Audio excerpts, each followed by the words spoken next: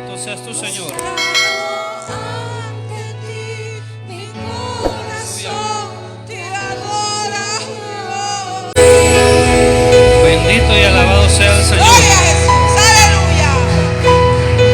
Y cómo no aprovechar estos tiempos para derramar nuestra alma y nuestro espíritu delante de la presencia del Señor, sabiendo que tenemos a un Dios vivo, que no solamente nos escucha, sino que también nos responde en el momento oportuno. Sea bienvenido cada uno de ustedes a la casa del Señor, los hermanos, los amigos que hoy están con nosotros, bienvenidos a la casa del Señor. Si hay hermanos de otras congregaciones, también la más cordial bienvenida, y también las personas que nos siguen en la transmisión. Primer libro de Samuel, el capítulo 15, los versículos 13 al 15. Cuando usted lo tenga, puede alabar al Señor con una expresión de gozo, de júbilo, amén. Y si gusta, pues después tenga ahí su Biblia abierta. Vamos a ocupar todos los primeros 23, 24 versículos del capítulo 15. Lo tenemos, es una lectura que hemos estado haciendo recientemente el mes pasado, y este mes pues vamos a terminar de hacer esa lectura, lo que resta del primer libro de Samuel. Leemos la palabra en el nombre del Señor, dice así: Vino pues Samuel a Saúl, y Saúl le dijo: bendito seas tú de Jehová, yo he cumplido la palabra de Jehová. Samuel entonces dijo: pues qué balido de ovejas y bramido de vacas es este que yo oigo con mis oídos. Y Saúl respondió: de Amalec los han traído, porque el pueblo perdonó lo mejor de las ovejas y de las vacas para sacrificarlas a Jehová tu Dios, pero lo demás lo destruimos. Pueden tomar sus asientos, y que el Señor nos bendiga abundantemente en su palabra. La obediencia mejor que los sacrificios. Ese es el tema bajo el cual vamos a meditar. Algunos detalles que podemos dar es, bueno, ¿quién era Saúl? Porque siempre estamos enfocados cuando hacemos la lectura en los reyes que son más emblemáticos de estos libros, y es en David y Salomón, ¿verdad? Y de ahí todo lo que se desprende después los demás reyes. Pero muchas veces poco nos fijamos en Saúl. Y yo le decía a mi papá, hay detalles interesantes que podemos rescatar de la vida de Saúl, y es que Saúl no tuvo otra señora. ¿O encontró alguna usted en la lectura que hicimos hace poco? No tuvo otra señora, Ahinoam, algo así se llamaba, la única esposa que tuvo Saúl. No fue bígamo ni polígamo. Interesantísimo. Reinó 40 años en Israel y fue el primer rey de Israel, y eso es importante. Cuando el pueblo se encaprichó y dijo a Samuel: mira, decirle al Señor que nos dé un rey que nos haga las guerras. Yo les decía en sermones anteriores, el pueblo se adelantó a una profecía que Dios había dado cuando él dice: cuando llegue el momento yo le voy a dar un rey. El pueblo se adelantó, sin embargo Dios responde y provee un rey. Y aunque Saúl se tenía en poco, como algunos de nosotros que somos un poco acomplejados, no diga amén usted. Yo era un poco acomplejado, todavía a veces soy acomplejado en algunas cosas, creo, pienso, siento veces. Y él decía: yo soy de la tribu más pequeña de Israel, y soy de las familias más pobres de Benjamín, hijo de Cis, de la tribu de Benjamín. Sin embargo, Dios pone la mirada en este joven, y la escritura da detalles importantes. En su época dice que era un joven y que era hermoso, y que no había alguien más hermoso que él en todo Israel en su época. Eso es importante. También se dice de David, cuando David es ungido como el nuevo rey. Y miren, este no era chiquito como nosotros. Dice que en todo Israel las personas más altas a él le llegaban a los hombros. O sea que ese tipo era grande. Era grande. Interesante. Primer libro de Samuel, capítulo 14, versículo 47 y 48 dicen, claro, es todo un proceso. Saúl, que se cree poca cosa, que es de una de las familias más pobres, su padre lo manda a buscar unas asnas que se han perdido, que tenían un uso específico. Quizás esas asnas las va a buscar, y de casualidad se encuentra con el hombre de Dios, con Samuel. Samuel le dice: tranquilo, ya las encontraron, pero quédate que yo te voy a decir una palabra. Y le dice, ¿no es lo más codiciable, lo más bonito de Israel para tu familia? O sea, Dios te ha escogido, él no entiende lo que le está diciendo. Le dice, andate y te van a suceder una serie de acontecimientos, ya lo ha ungido. Y dice que todas esas cosas le sucedieron en un día, hasta que profetizó. Y luego comienza a convocar al pueblo de Israel para la guerra, y la gente comienza a respaldarlo. En un principio decían, y este anda profetizando, y este anda hablando del Señor, y este nos va a gobernar, y este nos va a dirigir. Y la gente lo veía como poca cosa, pero con el tiempo se fue dando a conocer como un hombre de Dios. Cuando sucede aquella afrenta en el pueblo, los de Jabes de Galaad, hermanos, ustedes saben de qué les estoy hablando. Sí, ¿verdad? Todos los primeros 15 capítulos. Cuando sucede la afrenta de Jabes de Galaad, y ese rey que ha venido les dice, miren, les voy a sacar el ojo a todos los hombres, no los voy a matar, solamente les voy a sacar el ojo para humillar a Dios. Es la primera vez que Saúl convoca al pueblo a la guerra, cuando él viene de arar la tierra, y le dicen, ¿y esta gente por qué llora? ¿Por qué está tribulada? Es que están los de Jabes de Galaad, están bajo amenaza de muerte. Hay un rey que nos ha invadido y ha dicho que les va a sacar el ojo a todos los hombres para humillarlo. Ya se imagina a todos nosotros sin el ojo derecho. Interesantísimo, todo eso tiene un sentido. Dice que el Espíritu, y esto es bonito, el Espíritu de Dios vino sobre Saúl con poder. O sea, eso es lo que Dios está haciendo en este hombre. Y dice que él se encendió en ira, despedazó unos bueyes y mandó por todo el territorio. Y dijo, así va a hacer Saúl con los bueyes de todos aquellos que no quieran ir a la guerra en pos de Saúl y en pos de Samuel. Y el pueblo respondió. 330,000 hombres de a pie convocados para la guerra, hermano, eso era tremendo. La convocatoria, la forma de organizar, la experiencia que este hombre fue adquiriendo. Y luego se desprenden otras guerras en las cuales también él convocó al pueblo. Entonces, en ese capítulo 14, versos 47 y 48, dice, después de haber tomado posesión del reinado de Israel, o sea, él se consolidó ya en el reinado. ¿Se recuerdan cuando se consolidó?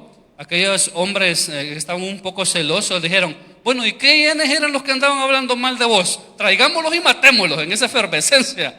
Y él les dice, tranquilos, y no va a morir nada. Si Dios nos acaba de dar una gran salvación, no seamos locos, no actuemos con locura. Después de haber tomado posesión del reino de Israel, Saúl hizo guerra a todos sus enemigos en derredor, contra Moab, contra los hijos de Amón, contra Edom, contra los reyes de Soba y contra los filisteos. Y esto es bonito. Y a donde quiera que se volvía, o sea, para donde quiera que agarraba en la guerra, era vencedor. Y reunió un ejército y derrotó a Amalek y libró a Israel de la mano de los que lo saqueaban. Oiga, qué bonito lo que Dios hizo en la vida de este hombre. Cómo lo tomó de que él se creía una persona insignificante, poca cosa, su familia la más pobre, y a Dios le place hacerlo rey, y haciéndolo rey lo respalda, y en todas las campañas que él emprende Dios está con él.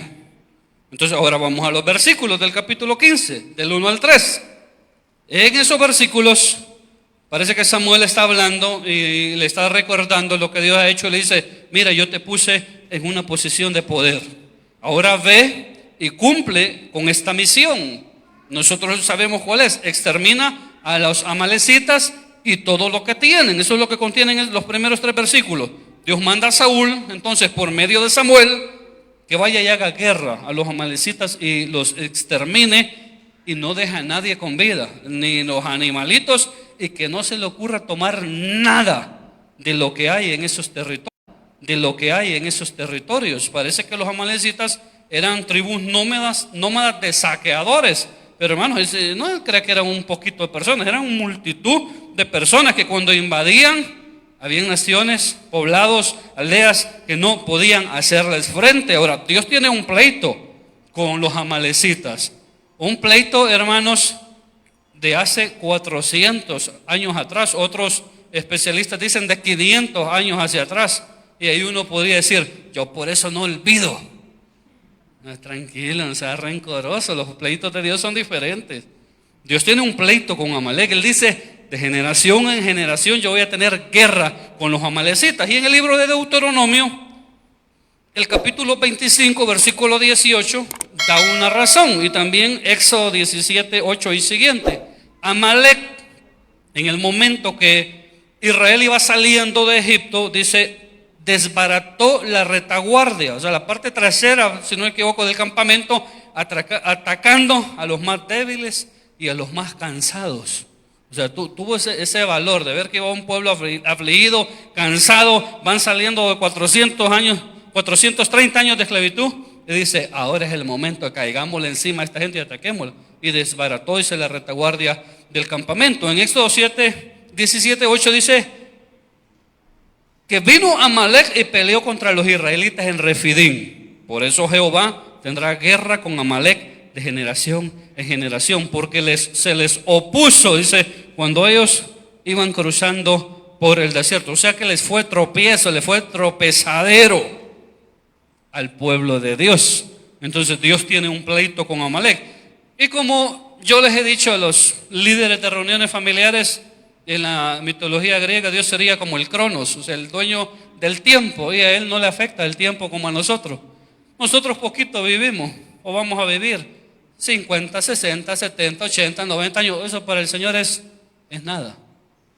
Entonces Él se espera, dice, voy a hacer una esperita, le voy a cobrar esto a los amalecitas después de 400 años. Ya habían pasado un montón de generaciones, pero llega el momento en que Él va a actuar. Esto nos dice, hermanos, que dejemos que Dios actúe, que dejemos que Dios intervenga. No se ande metiendo usted a pleito, deje que Dios sea el que pelee por usted en el momento indicado. Amén. Porque si no, uno puede venir todo reventado. A mí me da risa cuando recuerdo a algunos compañeros que andaban ofreciendo, ¿verdad?, en el colegio, y te voy a dar duro, y te voy a quebrar todos los hocicos, decían. Y los que se lo quebraban eran ellos, porque eran bullistos. Entonces nos puede pasar espiritualmente, nos jactemos de grandes cosas y vengamos con la boca reventada y con los dientes en las manos, ¿verdad? Entonces dejemos que Dios pelee. Él sabe el momento en que va a actuar, Él sabe el momento en el que va a pelear. Los siguientes versículos del 4 al 6, una vez más vemos las capacidades de Saúl. Convoca al ejército, 210,000 personas de a pie. Qué bonito. Pone una emboscada y tiene un gesto muy bonito, como hombre de Dios, con los ceneos. Y les dice, miren, apártense de los amalecitas porque yo los voy a destruir. No quiero que en esta incursión que vamos a hacer a los territorios de Amalec, ustedes queden en medio de lo que nosotros diríamos hoy el fuego cruzado. Entonces él tiene esa experiencia, tiene ese conocimiento, es un estratega, es un guerrero, y en teoría sabe lo que va a hacer. Amén. Así como nosotros, ¿verdad? ¿Cuántos años tiene usted de estar en el Evangelio? Siempre lo digo, ¿verdad? Que ya no somos principiantes, ya no somos primerizos. Cierta alguna experiencia hemos ganado en este caminar con el Señor. Solamente que a veces pensamos que las podemos todas y creemos que las sabemos todas. Sí, ¿verdad? A veces sí y a veces no. Saúl está así, pues sí, es un hombre experimentado. Y si él es el que está administrando, si él es el que está haciendo las cosas, entonces él piensa que lo domina. Y los ceneos, según se cree, eran descendientes de Jetro. Jetro fue el suegro de Moisés, o toda esa tribu, vamos a decir, o esos pueblos, que en algún momento determinado de la historia de Israel, podemos encontrarlos en la lectura también, ellos vivieron entre el pueblo de Israel, pero en su travesía por el desierto, dice que los ceneos fueron como los ojos de Israel en el desierto, porque los que tenían experiencia por haberlo habitado por mucho tiempo eran los ceneos. Entonces ellos fueron como una especie de guía en algún momento para el pueblo, para conocer algunas regiones, para conocer algunos lugares por donde debían o no debían de pasar. Es interesante, y por eso Saúl tiene misericordia. Dice, no, a ellos no los vamos a tocar porque en algún momento fueron de bendición o fueron un instrumento del Señor para el pueblo. Ahora él está ahí, ya tiene la estrategia, tiene organizado el ejército, sabe cómo lo va a atacar, cómo va a dirigir el combate, lo sabe todo y lo puede todo. Vamos a los siguientes versículos. Ya nos vamos a ir, no se preocupen. En el 7, 8 y 9, Saúl derrota a los amalecitas. Mire, bonito lo que el Señor le dijo: anda y anda a derrotarlos. ¿Lo hizo o no lo hizo? Pero desde ahí a mí me preocupa, porque la historia comienza a cambiar. Porque ese hombre del que les acabo de decir una cantidad de cualidades, en el cual el Espíritu de Dios está en él, viene sobre él, y Dios lo usa para traer éxito a Israel, ahora comienza a actuar de una manera diferente. Si bien Saúl derrota a los amalecitas, toma vivo a Agag, rey de Amalek, y perdona lo mejor. Vea todo lo que perdonó. Es que, hermanos, si hubiésemos estado ahí y comenzábamos a decir: mira, Saúl, esos toros, mira esos bueyes, mira esas vacas, mira esas ovejas, mira esas asnas, mira esos camellos, mira este oro que acabamos de encontrar por aquí, mira estas telas tan finas traídas quizás de Egipto, de Babilonia, saber de qué regiones, cosas valiosas en su época. Y es exactamente lo que hace: derrota a los amalecitas, prácticamente los extermina. Dios le dijo: acaba todo, hombres, mujeres, niños, aún los de pecho, las bestias, toda clase de bestias, y no toques nada. Aunque veas cosas bonitas, en nuestro tiempo era aunque veas carros del año, las cosas aquellas que te gustan, no toques nada. No toques nada de esas cosas, porque eso tiene una razón, que vamos a tratar de decirlo al final. Todo eso tiene una razón. Pero él dice: perdonamos, dice, lo mejor de las ovejas, del ganado mayor, los animales engordados, de los carneros, y oiga, y todo lo bueno que vimos, todo lo bueno que encontramos, también lo perdonamos. Pero lo que consideramos que era malo, eso lo quemamos. Aunque Dios había dicho que ya eso estaba maldito. Eso es el anatema, todo aquello que había sido destinado para el fuego o destinado para la destrucción. Sin embargo, Saúl en su mentalidad está diciendo: no, estas cosas que ya Dios declaró que son malditas o son el anatema, estas cosas nos van a servir para adorarle a él. Y este es el meollo de todo el asunto que nos tiene acá. Samuel tiene una orden clara y específica de parte de Dios para Saúl. Él la recibe, hermanos, pero va y hace completamente lo opuesto a la voluntad del Señor. Yo me ponía a pensar como cuando uno pasa por esas etapas de rebeldía, ¿verdad? Que el papá le dice: vení temprano. Uno a las 3 sale del colegio y va llegando como a las 7 de la noche. Ustedes ni se acuerdan qué es eso, ¿va? Ustedes dejaban un muñeco, ahí se asomaba su papá y su mamá: ahí está mi niñito dormido, mi niña. Usted por baile andaba en Pichardo discotecas, ya ni saben qué es eso, ¿va? Ah, ¿verdad que saben? Por eso les da risa. Allá andaban. Y decía: pórtese bien, hijo, entre a clases, saque buenas calificaciones. Y usted aplazaba de grado. No es todo, hermanos, todo lo contrario. Después de que su padre y su madre han sido específicos con usted en lo que usted tiene que hacer. Y es lo mismo que Dios. Dios le dice a Samuel, que es la voz de Dios ahí, es el profeta, una orden específica. Saúl obviamente le entiende, así como nosotros decimos: sí, sí, pero vamos y hacemos completamente lo contrario de lo que se nos ha dicho que no hagamos. Vamos y sí, lo hacemos. Y uno se pregunta: bueno, ¿y cómo es esto posible? Porque en la lógica de uno no cabe que Dios diga algo y un hombre de Dios, una persona llena del Espíritu de Dios, una persona exitosa, una persona experimentada, va y hace totalmente lo contrario. Hermano, y eso nos pasa, o nos ha pasado en alguna ocasión en nuestra vida. Avanzamos en la lectura, los siguientes 3 versículos del 10 al 12. Dios dice a Samuel, se revela a él y le dice: mira, me pesa haber puesto a Saúl por rey. Y eso es interesante porque, parafraseando los versículos, me ha dado la espalda y no ha obedecido a mis palabras. Y por si fuera poco, en esos versículos se le da aviso a Samuel que Saúl ha dado una vuelta y se fue a hacer un monumento.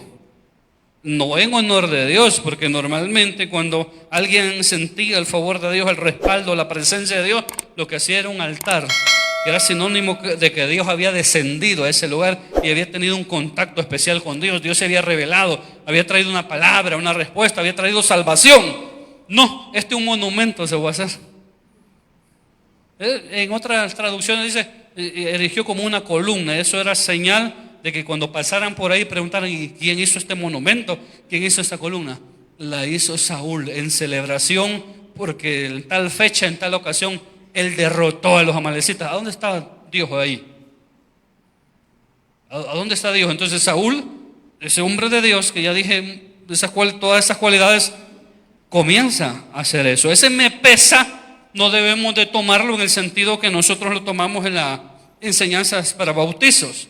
El pesar que se siente de haber ofendido a Dios, el deseo de no volverlo a hacer, el arrepentimiento. Dios no está arrepentido, sino que siente un pesar, como un padre siente un pesar cuando ve las actitudes y ve las decisiones equivocadas de un hijo.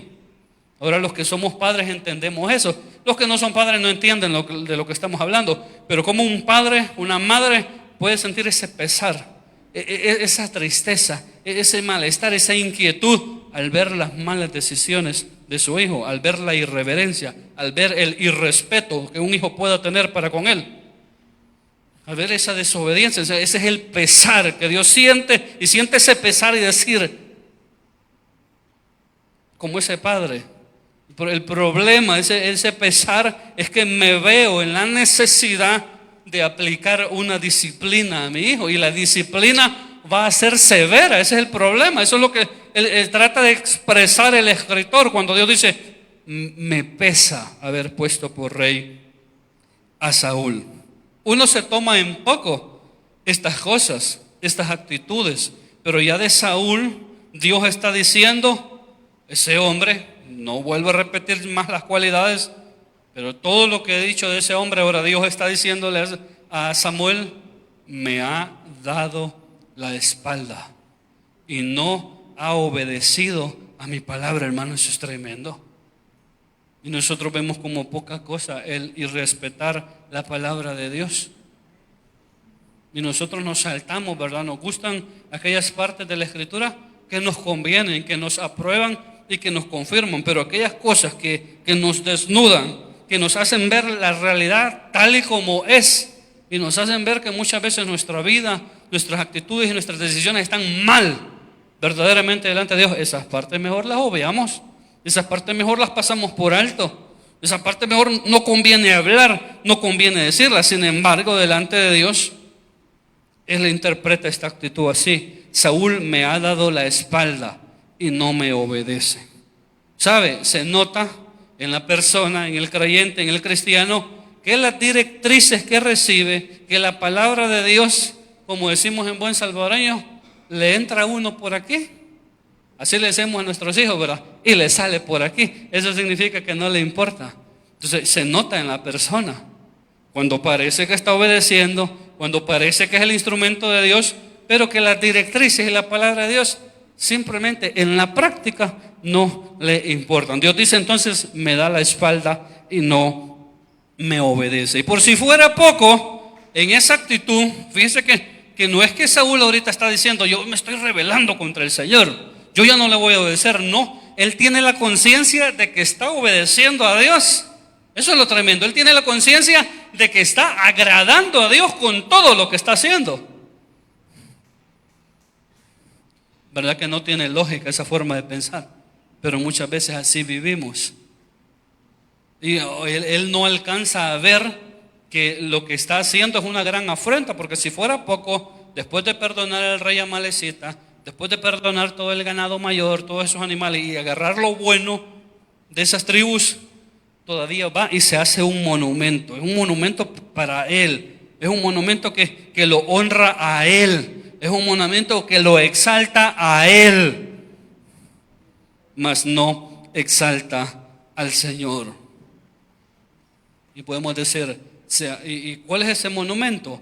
Fácil. Cuando decimos: ¿se ha fijado, hermano, que cuando yo no estoy en la reunión familiar, qué triste se siente el ambiente? La gente qué triste se ve, qué preocupada cuando yo no estoy. Ese es el monumento. ¿Se ha fijado cuando yo toco las maracas? cómo desciende la presencia de Dios. O sea, ya no es el Espíritu, pues. Ya no es Dios, sino que es usted. Soy yo el que hace descender la presencia de Dios. Entonces ahí uno se comienza a hacer el monumento. Esa estatua, esa columna. ¿Se ha fijado con qué estilo yo barro el parqueo? ¿Cómo sopleteo con esa máquina? Se está haciendo un monumento en cualquiera de los privilegios que Dios nos ha confiado. Y que pues somos responsables de hacerlo de la mejor manera. Uno puede comenzar a erigirse esa clase de monumento. Entonces continuamos en la lectura, versículo 13 hasta el 15. Después de que acontecen todas estas cosas, de que Samuel es informado, de que Samuel tiene esa revelación de parte de Dios, donde él dice: me pesa, porque me ha dado la espalda, porque no me obedece, y se ha hecho un monumento para él. Saúl se encuentra con Samuel, y cuando sale a ese encuentro, ¿qué es lo que le dice? Y veamos cómo la actitud del ser humano puede ser así. Podemos llegar a creer que aunque nuestra vida, nuestra conducta, nuestras acciones, nuestros pensamientos sean contrarios a la voluntad de Dios, pero podemos estar tan dormidos espiritualmente y creer que estamos haciendo la voluntad de Dios. Porque cuando Él lo ve, lo recibe con alegría y le dice: bendito del Señor, he cumplido la palabra de Jehová. Él está alegre, Él está feliz.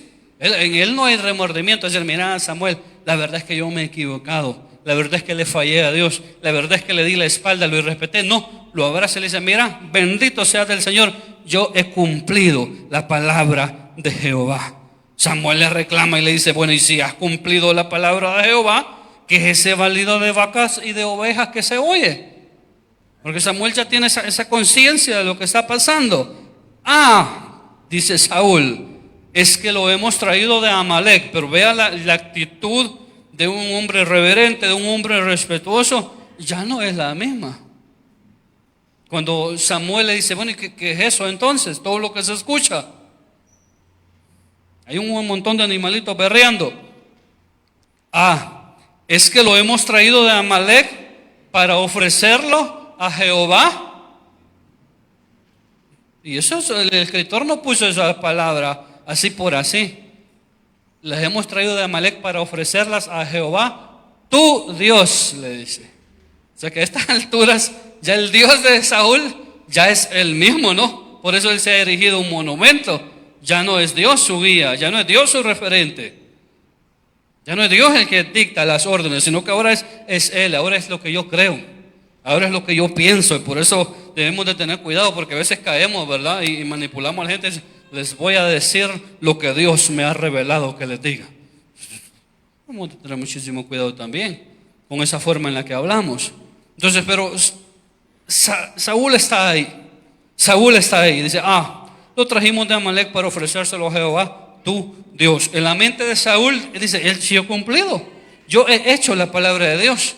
Y en nuestra mente podemos decir: si yo esta semana ya fui a todos los cultos, ya cumplí con la palabra del Señor. Sí, pero ya viviste de acuerdo a la palabra del Señor, porque esa es otra cosa. Una cosa es que aquí sea el más cultero, ¿verdad? Si nos pasaran asistencia, pasarías de grado. Irías directo a la eternidad si esto fuera por asistencia. Porque dirán: tiene asistencia perfecta, va para el cielo, venid benditos de mi Padre. Tenéis asistencia perfecta, entra el gozo de tu Señor. Pero no es por eso. En lo poco me fuiste fiel, y lo poco me fuiste fiel, hermanos, es un mundo, es un océano, lo que significa en lo poco me fuiste fiel. Entonces, uno podrá ser muy cultero, uno podrá estar en todas las reuniones familiares, uno podrá estar en todos los ayunos, no perderse tiempo con Dios, uno podrá realizar todas las evaluaciones bíblicas, pero ¿de verdad estás respetando a Dios? ¿Pero de verdad estás respetando la palabra del Señor? Esa es otra cosa, ese es otro tema, pero hay que tomarlo muy en serio, porque en la mente de Saúl él dice: yo he cumplido la palabra de Jehová. Así les pasa al creyente, por el descuido, a veces por la soberbia, a veces por los niveles en los que nos manejamos, hermano, porque si tú te metes con Dios, tú vas a crecer en todas las áreas de tu vida. Ahora, tienes el reto de mantenerte humilde, de mantener esa frescura, de mantenerte sereno y saber que siempre la gloria es de Dios y que nosotros solamente somos un instrumento en sus manos. Así puede pasar al creyente por su descuido, por su soberbia, porque uno puede llegar a creer: bueno, yo ya tengo experiencia, a mí nadie me puede decir nada. Y podemos comenzar a ir a respetar a Dios y creer que lo estamos honrando, haciendo su voluntad. Cuando Samuel le dice entonces que todo este bullicio que se escuche, que es para nosotros, hermano, es el resultado de tus malas decisiones, de tus malas acciones que hablan y que van delante de ti y que dicen que eres una persona que en la práctica no respeta a Dios. Esto es parecido como cuando usted se ha parado en un excremento de algún animal y usted no nota. Toda la gente a su alrededor ya sintió que volado apesta. Por donde usted pasa apesta, pero uno a veces no lo detecta, que uno anda todo embarrado. ¿Sí? No le ha pasado. Y eso es feo. Eso es feo. Entonces esa es la actitud. Muchas veces la persona en esa actitud que cree que ya lo puede todo, que cree que ya lo sabe todo, sus decisiones que van adelante de él, hablan por él y le demuestran a las demás personas que es una persona que en la práctica no respeta a Dios. Ese es el bullicio que se oye. Solamente que la persona ahora no tiene la capacidad, ya Saúl no tiene la capacidad de darse cuenta que ha ofendido a Dios, que le está dando la espalda al Señor, a aquel que lo levantó. Y dice, lo hemos traído de Amalek. Hermano, y esto es tremendo. Lo hemos traído de Amalek. Ya les dije que el Amalek en el pensamiento de Dios ya es una nación que ya Dios la maldijo y la destinó para su completa destrucción. Por su pecado, ya lo explicamos minutos atrás, por lo que hizo con Israel 400 años antes. Entonces dice, lo hemos traído de Amalek, o sea, del anatema, y vean lo ilógico, para ofrecerlo a tu Dios. ¿Cómo es que traen algo que Dios ya destinó para la destrucción y ahora se lo queremos ofrecer al Señor? A Dios no le interesa tu mayordomía y tu servicio fruto de tu desobediencia. Dios no está interesado en esa cosa. Solo es afrenta. Si a mí siempre se me olvida la referencia, hay un momento en el Antiguo Testamento donde Dios está enojado y dice, miren, ya no me traigan más buena ofrenda, ya no me sirvan, ya no me adoren, porque esa forma en que me adoran a mí siento que me rechinan los oídos. O sea, me es gravoso ver su adoración, ver cómo se acercan a mí con la actitud que no es adecuada. Entonces eso es lo que está haciendo Saúl con sus decisiones, eso es lo que está haciendo con sus acciones. Y por si fuera poco, se atreve a traer de esas cosas que son abominables, traérsela al Señor y decirle, Señor, esto es holocausto para ti. Señor, esto lo hemos dedicado para ti. Bueno, avanzamos en la lectura. En los versículos 16 hasta el 21 hay un recordatorio de Samuel una vez más y le dice, qué barbaridad, cómo Dios te levantó, cómo Dios te ha usado, cómo Dios se hizo que te consolidaras como rey y ahora tú te atreviste a desobedecerlo. Qué tremendo es esto, lo que dice Isaías, ¿verdad? Crié hijos y los engrandecí y cuando ellos fueron grandes se rebelaron contra mí. Pero vemos la obstinación de Saúl. ¿Usted es obstinado, hermano? Usted cuando se le mete algo, como decimos nosotros, dice, no, es que así lo vamos a hacer y así lo vamos a hacer. ¿Verdad que a veces somos obstinados? Dicen que había una mujer que le sabía el apodo al esposo, ¿verdad? Y como el esposo la molestaba en una cosa, le comenzó a decir el apodo. Y decía, piojo. Cállate, le dijo. Piojo, le dijo. Cállate, te voy a pegar. Piojo. ¡Pum! Le pegó. Piojo, le dijo. Y siguió. Dice la historia, eso solo es una historia, que la llevó al río y en una poza la estaba ahogando, pero también como ella estaba obstinada en seguirlo provocando, sacaba las manos y le decía. A veces así estamos de obstinados en nuestra vida. A veces así estamos obstinados en irrespetar a Dios. Hermanos, y no es que uno se lo proponga, siempre yo pienso esto, no es que uno se lo proponga, uno no despierta un día y dice, hoy voy a respetar al Señor, hoy voy a ser irreverente, hoy voy a ser obstinado, hoy le voy a dar la espalda. No, gradualmente, muchas veces sin pensarlo, comenzamos a irrespetarlo, comenzamos a tomar decisiones que no son correctas. Y esto va a traer consecuencias a nuestra vida. Ahora, él está obstinado. La obstinación de Saúl dice, no, yo antes más bien he hecho la voluntad de Dios. Fui y destruí a Amalek. Se describe el proceso de cómo Dios lo llamó, cómo él se ha consolidado como rey, como guerrero, como una persona exitosa. Y desde allá arriba, donde Dios lo tenía, hermano, él se tira sin ninguna experiencia a pique. Usted se puede tirar, usted hay una poza por ahí. Íbamos a un lugar que se llamaba la Poza Azul y yo veía que hay gente que se tira y hasta vuelta da y entra en el agua. Hermano, Saúl él creía que tenía la experiencia. Mire, estaba allá arriba donde Dios lo había llevado y se tiró de panzazo. Y si usted ha dado un panzazo, depende de qué altura se tiró, ustedes saben que eso duele. Duele el pecho, duele el estómago y usted sale rojo. Duele hasta la cara. Pero el que sabe se tira y entra en el agua. Pero eso solo Dios lo puede hacer, darte esa destreza y darte esa pericia. Entonces Dios le recuerda: yo te levanté, pero ahora tú me has dado la espalda, me has desobedecido. Cuando está uno en ese nivel de obstinación, hermanos, aunque Dios mande a Samuel, uno va a creer que está obedeciendo la palabra del Señor. Cuando uno insiste, dice: no, hermano, a mí, yo ya tengo 20 años de perseverar. ¿Qué me va a decir usted? Porque usted piensa que esto es por veteranía. Usted piensa que porque tiene 30 años aquí en el Evangelio ya las puede todas y las sabe todas. No es lo mismo que le pasó a Sansón, pues. Sansón, los filisteos, o así, a través, decía, rompía las ligaduras y se daba duro ahí con los filisteos. Hasta que llegó un día en que ya no pudo hacerlo más. Pero cuando uno está así, hermanos, puede venir Samuel y uno puede insistir en desobedecer al Señor. Y uno comienza a echarle la culpa a otro, porque uno ya no tiene la capacidad de reconocer sus errores. Él comienza a decir: no, mira, pero es que el pueblo tomó el botín para ofrecérselos a tu Dios. Le dice una vez más a Samuel. ¿Y quién es el líder? ¿Quién es el que está dirigiendo? Es Saúl. ¿Quién es el hombre de Dios? Que Dios lo ha llamado para que dirija a la nación. ¿Quién es el responsable de toda esa gente? Es él. Pero cuando uno está así, uno comienza a decir: no, es que aquel tuvo la culpa. Es que el hermano no tocó bien, por eso nos perdió a todos, dice uno. ¿Verdad? Es que el hermano no entró en el tiempo. Y uno ni sabe de entrar y de salir, ¿verdad? Pero así dice uno. Entonces dice Saúl: es que el pueblo tomó el botín. Y que no es el dirigente, que no es el que dice: ey, no vamos a tocar estas cosas. No es él el que había juramentado al pueblo.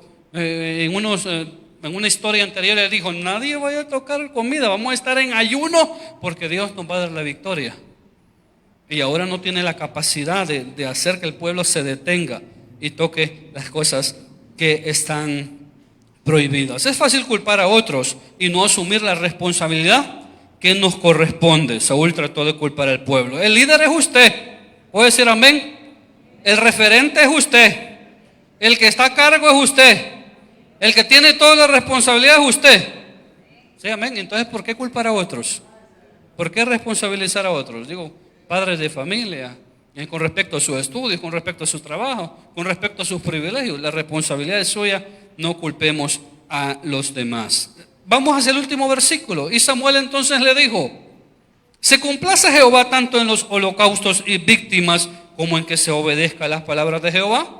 Ciertamente el obedecer es mejor que los sacrificios y el prestar atención que la grosura de los carneros. Hermanos, amigos, personas que nos ven en esta transmisión, a Dios no se le puede comprar. A Dios no se le puede sobornar, ni se le puede impresionar con alguna clase de sacrificio. Porque todo lo que hay en el mundo y los que lo habitan son de Él. Y todo lo que hay en el universo es de Él. No, cuando le quieren hacer casa, Él dice: mira, pero si la tierra solo es el lugar donde yo pongo los pies. Y uno quiere apantallar al Señor. Entonces debemos de tomar esas cosas en cuenta. Samuel le dice: bueno, ¿se complace Jehová en los holocaustos o en las víctimas, o en que se obedezca a las palabras de Jehová? Ciertamente el obedecer es mejor que los sacrificios y prestar atención que la grosura de los carneros. No se compra, no se soborna, ni se impresiona. Salmos 51:16 dice: porque no quieres sacrificio, que yo lo daría, no quieres holocausto. Yo antes no entendía, bueno, ¿y cómo funciona este versículo? Claro, es que si lo estaba diciendo, si esto está en boca de David, si esto está en boca de Salomón, usted piense quiénes eran estas personas. Si Dios le decía, mira, vos para expiar tu pecado necesitas 1000 bueyes. Hermano, y si ese fuera la paga, quedamos mal nosotros, ¿no? Porque no nos alcanza ni para un chihuahua. Entonces, pero dentro de las capacidades de esos reyes, decía, 1000 bueyes, es poca cosa. Vaya, saquen del tesoro real y vayan a comprarme 1000 bueyes, que estén bonitos, que estén gorditos, que estén jóvenes, que no tengan ningún defecto. Vaya, Señor, aquí está, 1000 bueyes. ¿Verdad que suena bien bonito? Por eso dice, tú no quieres sacrificio que yo lo daría, porque está bien fácil, pero es complicado. Cuando uno tiene muchos recursos a la mano, uno puede perderse. Y uno puede tratar de comenzar a comparar al Señor. Mira, yo sé que estoy fallando, Señor, porque hay gente que está consciente de su pecado.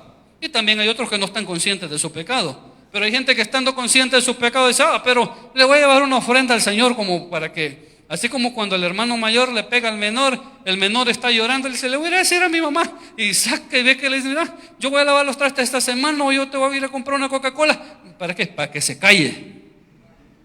Ya no diga nada. Mira, Señor, te voy a traer una ofrenda. Voy a traer una ofrenda, pero cállate, no digas nada. Y el Señor dice, sí, pásamelo. Y el Señor no dice nada. Esa es la mentalidad del ser humano. Hoy está diciendo el salmista, es que no quiere el sacrificio que yo le daría. Pero hay cosas que son muy fáciles. Pareciera que queremos comprarlo, que queremos sobornarlo o que queremos impresionarlo. Pensemos en la dedicación del templo de Salomón. Qué tremendo todo esa ceremonia que se llevó a cabo y cómo la presencia de Dios descendió sobre ese lugar. Pero no es el contexto que ahora nos ocupa, porque hay un contexto de desobediencia, hay una orden clara que Dios dio y que no se obedeció. Y por eso Saúl ya no va, su reinado ya no va a consolidarse, solo va a reinar 40 años y otro mejor que él lo iba a suceder en el trono. Y vea cómo esto afecta, porque nosotros podemos decir, pero se quedó 40 años. Sí, hermanos, pero es que cuando el ciego ya está clamando, dice, Jesús, hijo de David, en la historia bíblica dijera, Jesús, hijo de Saúl, ten misericordia de mí. Se anuló toda la descendencia de Saúl y ahora se activó la descendencia de David, aunque no es eso el tema que a nosotros nos ocupa. Antes que tu servicio, antes que tus holocaustos, antes que todas esas cosas impresionantes, lo que a Dios le interesa es tu obediencia. Básico y sencillo. Y es algo que debemos de pensar y que debemos de meditar. A estas alturas, hermanos, la desobediencia de Saúl tiene nombres y tiene nombres feos. Ahí en esos versículos. El siguiente, que sigue el 23, me parece. Dice, tus pecados son, o sea, se menciona ahí la adivinación y la idolatría. Esto es interesante porque la persona que recurre a la adivinación, a la idolatría, es que ha cambiado a Dios y se ha ido, como yo digo, a los pseudodioses. Las personas que recurrían a la adivinación, a la idolatría, y esto entonces tiene nombre.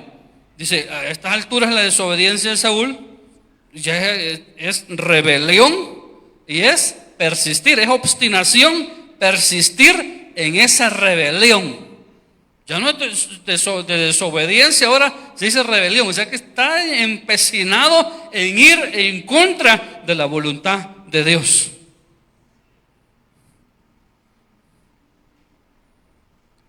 Y hay un agravante más grande todavía en todo este proceso.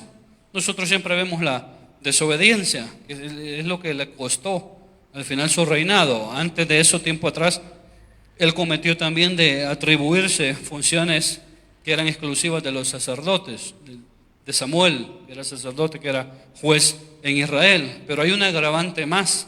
Cuando Dios le dice, ve a los amalecitas, extermínalos. Exterminarlos es por completo, todo lo que eran los amalecitas.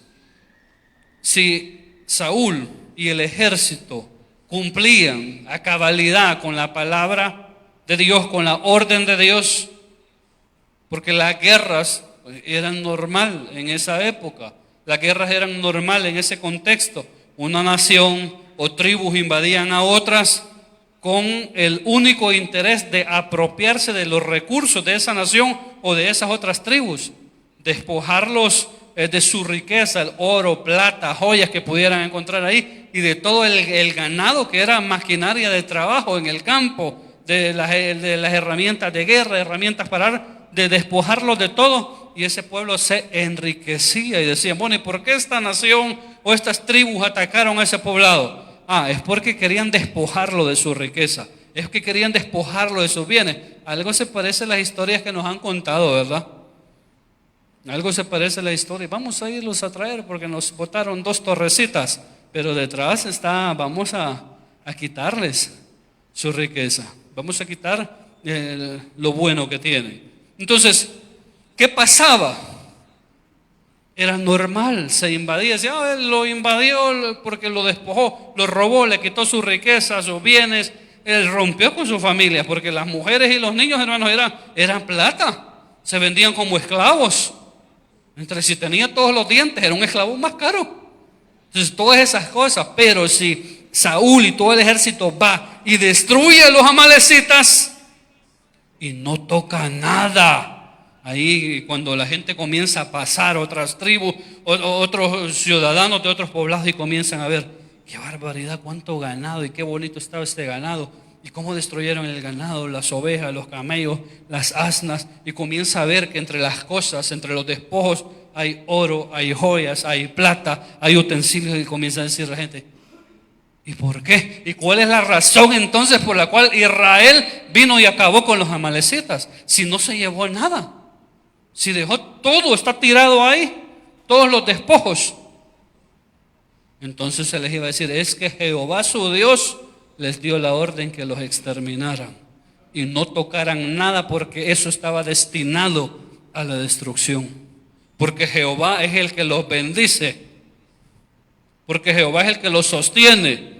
Entonces esto solo fue un ajuste de cuentas de parte de Dios, no fue para enriquecer a Israel. Y la gente, porque esa era una forma de evangelizar, ya usted quiere sacar el machete y la pistola, él se lo van a llevar para el secot. Esa era otra época diferente. La gente iba a ser evangelizada, la gente iba a temer al Dios de Israel. ¿Y quién se iba a llevar la gloria? Se la iba a llevar Dios. Y con la torpe decisión que Saúl tuvo de perdonar a Agag y lo mejor del ganado, nada más le quitó la honra y la gloria a Dios. Hermano, y por eso, aunque a nosotros nos parezca pequeño, a veces con nuestras actitudes, a veces con nuestras acciones, por eso les decía, nuestro monumento a veces somos nosotros mismos, somos nuestro Dios. Cuando decimos, ay hermanos, que usted no se ha fijado cómo yo canto, cómo yo evangelizo, cómo yo danzo, cuando le hago arra, ba. Pero es que si Dios fluyendo a través de nuestras vidas, nosotros no somos nada. Solo somos un címbalo, un metal que retiñe, que suena, como dice Primera de Corintios capítulo 13, ¿verdad? Entonces eso al final pasa grandes facturas en la vida de Saúl y también en todos sus descendientes, porque se tomó atribuciones sacerdotales, aunque parece que eso no causó mayores consecuencias, porque desobedeció a Dios y él mismo se convirtió en su Dios, y porque le robó la gloria al Señor. Y por eso Dios dice, me pesa haberlo puesto por rey. Que el Señor les bendiga, hermanos y hermanas, que el Señor nos ayude para que en este caminar cada día podamos obedecer al Señor, podamos respetarlo cada día más. Antes de que nos presentemos al Señor, porque hermanos, hay una cantidad de personas sirviendo a todos los niveles en esta iglesia, pero antes que pensemos, hoy le voy a servir al Señor, y preparamos ahí la ropa, la planchamos de la mejor manera, el manto, la Biblia, todo. Antes que preparemos todas estas cosas, pensemos en lo básico, que primeramente debemos obedecer a la palabra del Señor, y que luego obedeciéndole todas las cosas van hacia adelante. Entonces si podemos obedecer en cada una de esas etapas en las que servimos, en las que crecemos, las cosas van a ir bien, porque si obedecemos siempre la gloria va a ser de Dios, porque si tenemos la capacidad de obedecer, siempre vamos a poder escuchar la voz de Dios que viene a través de un consiervo, un consejo, una exhortación. Porque si obedecemos, siempre va a haber esa disposición en nosotros de hacer la voluntad de Dios, de hacer lo correcto.